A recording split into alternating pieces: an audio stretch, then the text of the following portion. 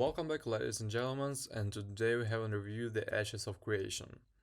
MMOs are dying breeds, especially MMOs willing to take a risk and make something unique. If we don't support projects like this, who will? The game seems to be taking a good long while to get done, sure, but I'll gladly invest some time and cash into this dream to keep all my time favorite genre alive. So yeah, I'm just gonna leave a positive review here and preliminary to set offset all this game is taking too long to make hate. Play the intro of the game, the foundation looks really solid. We will see how it develops. We got this saying in Sweden, those who wait for something good can never wait for too long.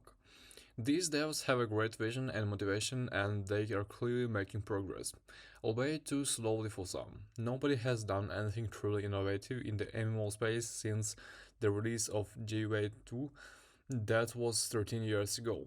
I've waited 13 years, I don't mind waiting for some more. Just make something good out of this, you're on the right track, interpret. And please, for the love of the Holy Trinity, keep the world alive and make leveling part of the actual game. If I see another the game doesn't start until endgame, I will throw up. The whole RPG genre was built around progression through leveling. It's what makes the game fun. Don't kill the heart of the genre in favor of getting more bodies into the endgame dungeon queues faster.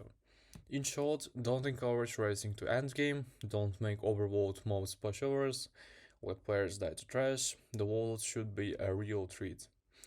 Keep the time to kill high enough to encourage actual mastery of your kit, don't implement overpowered fast travel or way too accessible flying. Some is okay, limited.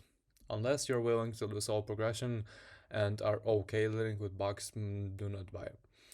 So let's talk about the good. The game has a great foundation to expand from. Character progression feels as good, everything you do gives the player experience. Classes, even though they are missing their second half, feels really good. The in-game economy starts to feel pretty good once you get into the second tier, as this is when not everyone can make everything. Getting to this point can kind of feel like a bit of a slog though. Initially, since that everyone can craft everything, no one is really buying or selling much, and your craft costs will exceed your funds. World is beautiful and there is desire to get out and explore, though the settlement node system, kind of inserted, used to stay in one location. I suspect this will change as servers progress. Mob variety starts off pretty good, but does not change a whole bunch unless you move to different biomes. In general, the corruption system keeps players from the mindlessly killing others, but this might change as players hit max and being to max out of their character's gear. Pretty much the only PvP I have seen is from the Crate Caravan runs of duels. Needs to work. Performance is not the best, as is kind of expected with a large.